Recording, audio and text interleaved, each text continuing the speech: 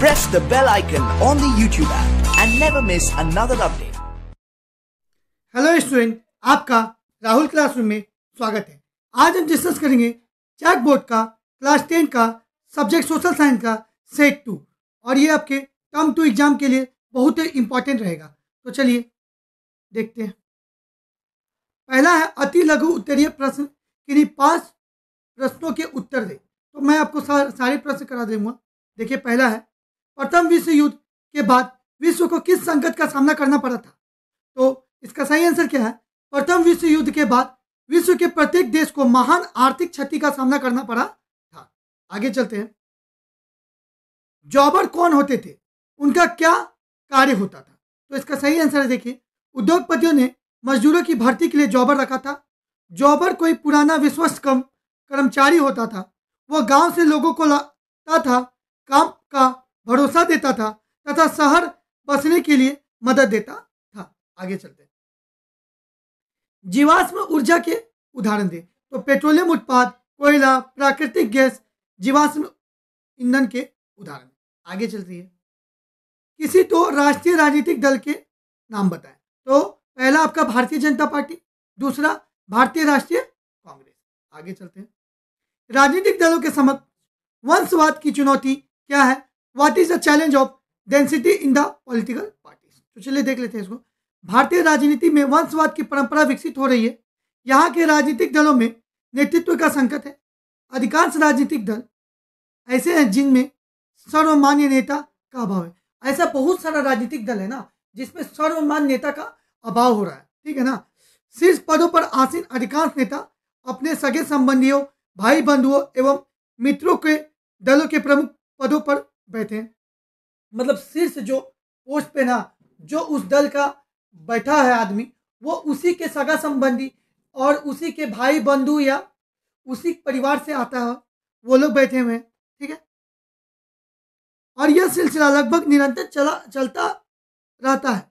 इसका परिणाम यह होता है कि दल के सामान्य कार्यकर्ता को ऊपर के पदों पर बैठने की संभावना क्षीण हो जाती है। वे घोर निराशा में कभी कभी उस दल से पलायन कर जाते हैं। राजनीतिक दलों के समक्ष वंशवाद की समाप्ति एक प्रमुख चुनौती। देखिए, अब इससे क्या होता है, जो अच्छे नेता है ना वो दल को छोड़ के दूसरे दल में चले जाते हैं और राजनीतिक दल के सामने यही एक प्रमुख चुनौती है, ठीक है ना, वंशवाद की। वाणिज्य बैंक से क्या तात्पर्य? देखिए, वाणिज्य बैंक आपका व्यापारिक बैंक व वित्तीय संस्था, देखिए, जो लोगों के रुपए को अपने पास जमा के रूप में स्वीकार करती है और उनको उपभोग या निवेश के लिए उधार देती है।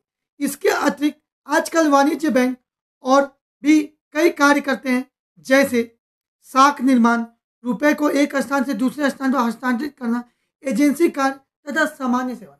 देखिए, आजकल जितनी भी कॉमर्शियल बैंक है वो क्या करती है, लोगों के पैसा को जमा लेती है, चाहे सेविंग्स के रूप में या एफडी कराएं लोग, और वो जो एफडी का पैसा है उसको क्या करती है, वो लोन के रूप में देती है, ऋण के रूप में देती है दूसरे लोगों को, और उससे क्या लेती है, ब्याज दर लेती है, और एफडी पे हमको भी ब्याज मिलता है।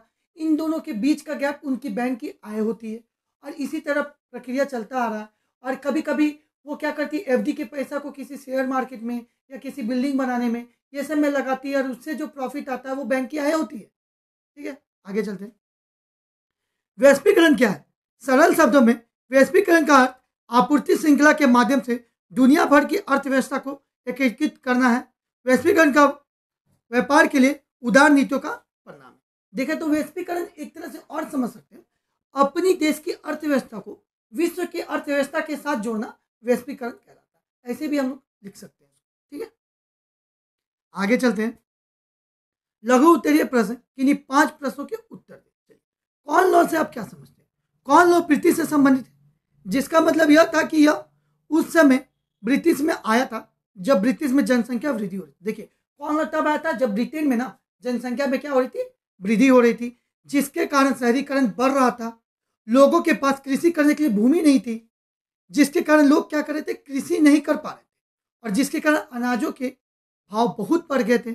और उस दौरान बड़े बड़े भूस्वामी द्वारा सरकार पर दबाव बनाया गया था कि वे मक्के का आयात बाहरी देशों से बंद कर दें। मक्के का आयात बाहरी देशों से बंद होने के कारण ही से कॉर्न लॉ के नाम से जाना गया। इसके फलस्वरूप मक्का के दाम बढ़ चुके थे। इस कारण ब्रिटिश जनता ने इसे हटाने के लिए ब्रिटिश सरकार से मांग की थी कि कॉर्न लॉ को हटा दे। देखिए, तो कॉर्न लॉ समझ गए अब क्या था। आगे चलिए।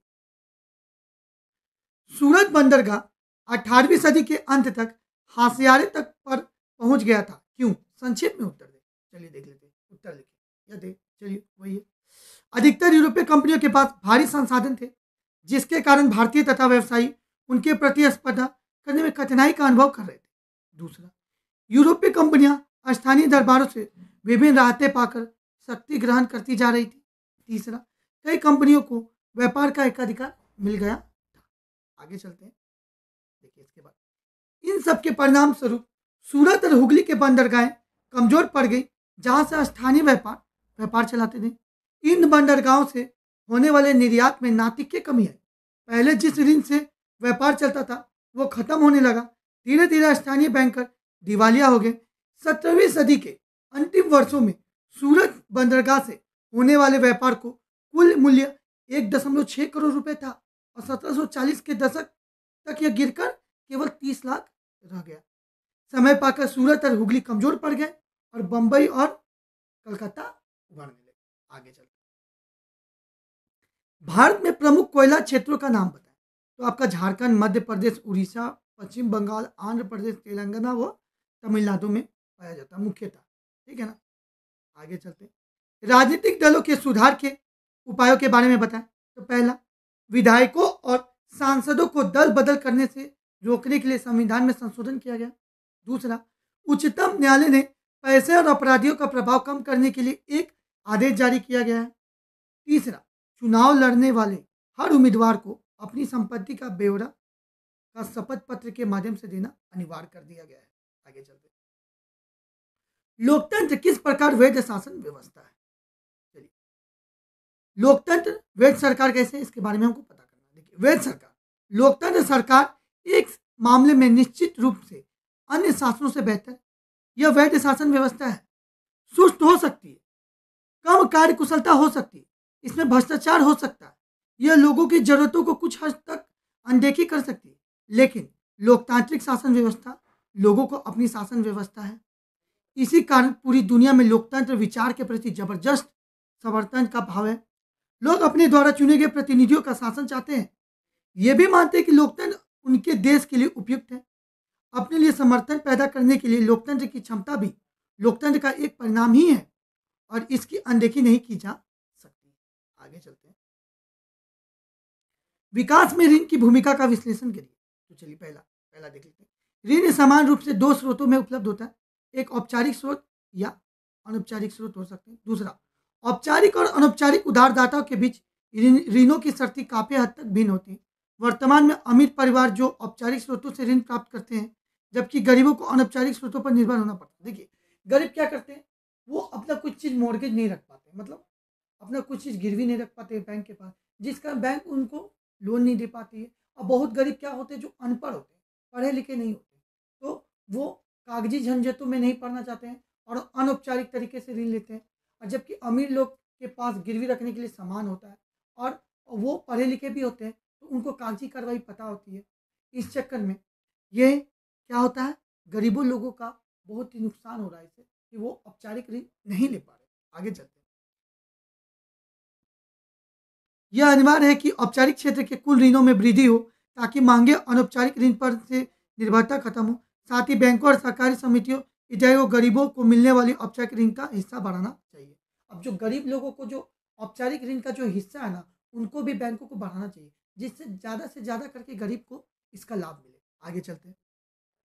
प्रचलित स्थितियों में यदि गरीब लोगों को सही और उचित ऋणों पर उचित शर्तों पर ऋण उपलब्ध कराया जा सकता है, तो लाखों छोटे लोग अपनी छोटी छोटी गतिविधियों के जरिए विकास सबसे बड़ा चमत्कार हो सकता है। अगर मान लीजिए, अगर गरीब लोगों को ना छोटे छोटे तौर पे मान लो उचित ऋण मुहैया कराया गया ना, तो धीरे धीरे वो छोटा छोटा रोजगार करेंगे, जिससे क्या होगा, विकास का एक जब सबसे बड़ा चमत्कार हो सकता है।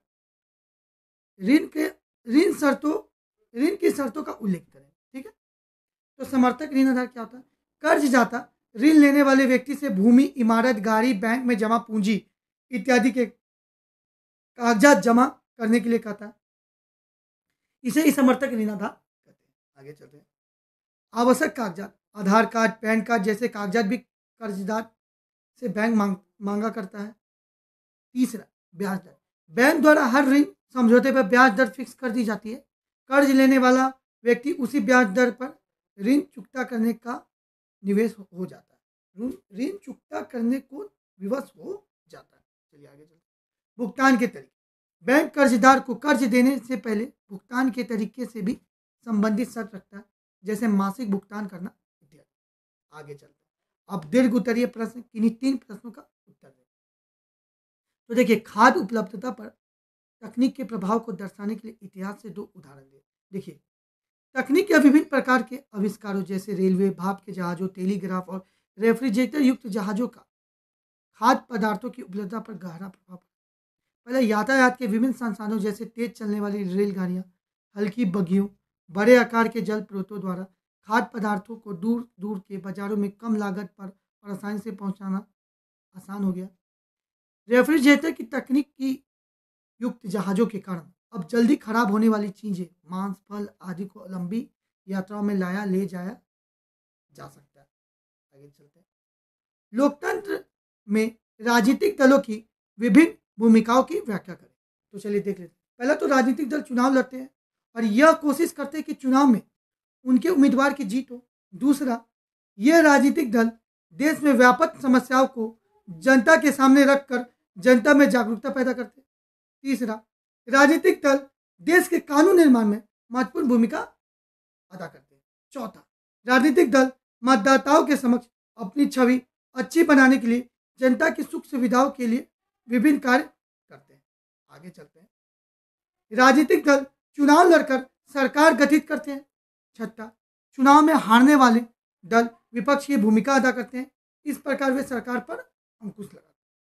सातवां देख लीजिए, राजनीतिक दल जनता को अपने भाषण के माध्यम से सरकार की नीतियों से परिचित कराते हैं, जिससे जनता को राजनीतिक शिक्षा प्राप्त होती है। आठवां देखें, सरकार दल कल्याणकारी योजनाओं को जनता तक पहुंचाने का कार्य करते हैं।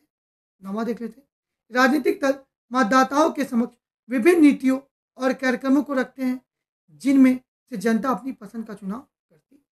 आगे चलते हैं। 17वां क्वेश्चन देखते हैं। दूसरे देशों में किस प्रकार बहुराष्ट्रीय कंपनियां किस प्रकार उत्पादन या उत्पादन पर नियंत्रण स्थापित करती है। तो देखते हैं। पहला तो हो गया, बहुराष्ट्रीय कंपनियां दूसरे देशों में उत्पादन इकाई स्थापित करती है, विशेष रूप से जहां पर बाजार नजदीक हो और कम लागत पर कुशल और अकुशल श्रमिक आदि उपलब्ध हो।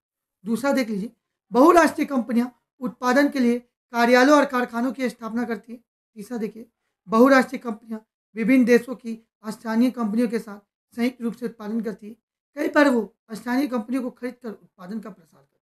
चौथा देखिए, बहुराष्ट्रीय कंपनियां छोटे उत्पादकों को उत्पादन का ऑर्डर देती है, जिन्हें अपने ब्रांड के नाम से बेचती है। आगे चलते हैं। प्रारंभिक जीवन निर्वाह कृषि का वर्णन करें। तो पहला देख लेते हैं। प्रारंभिक जीवन निर्वाह कृषि भूमि के छोटे टुकड़ों आदि कृषि औजारों जैसे लकड़ी के जाल, हल, दाव और खुदाई करने वाली छड़ी तथा परिवार अथवा समुदाय श्रम की मदद से की जाती थी। दूसरा देखिए, इस प्रकार की कृषि प्रायः मानसून मृदा की प्राकृतिक उर्वरता और फसल उगाने के अन्य पर्यावरण परिस्थितियों की उपयोगिता पर निर्भर करती है। तीसरा, परंपरागत बीज का प्रयोग और कम उत्पादकता इस कृषि की अन्य विशेषता है। चौथा, इसे स्थानांतरण कृषि अथवा कर्तन दहन प्रणाली के नाम से भी जाना जाता है। इसे ब्राजील में रोका, वेनेजुला में कोनकू, पूर्वोत्तर भारत में झूम, छत्तीसगढ़ में दीपा, झारखंड में कुरवा के नाम से जाना जाता है। आगे चलते हैं। असम, मेघालय, मिजोरम, नागालैंड, उड़ीसा, आंध्र प्रदेश इत्यादि राज्यों में इस प्रकार की खेती की जाती है। आगे चलते हैं। मानचित्र में प्रदर्शित खनिज उत्पादक केंद्र एवं पतन के नाम का मिलान करें। हजारीबाग, अजमेर, लोहयस्क क्षेत्र, विशाखापट्टनम और मंगलेर। तो पहला क्या होगा, अजमेर होगा। दूसरा हजारीबाग होगा। तीसरा आपका लोहयस्क होगा। चौथा विशाखापट्टनम और पांचवा क्या होगा आपका, मंगलुरु। देख लीजिए यहाँ पे लिखा हुआ है आपका, देख लीजिए यहाँ पे पहला लिखा हुआ है, यहाँ पे दूसरा है, यहाँ पे तीसरा है, चौथा है और ये 5 हुआ, बस 5 का नाम लिखा। ठीक है, आज के लिए इतना स्टूडेंट, ये सेट पूरी तरह कंप्लीट हो गया। नेक्स्ट क्लास में हम लोग नेक्स्ट टॉपिक पे डिस्कस करेंगे। तो अगर आपको मेरी वीडियो अच्छी लगी हो तो प्लीज़ लाइक, शेयर और सब्सक्राइब करें और बेल आइकन की घंटी को दबाना ना भूलें। धन्यवाद।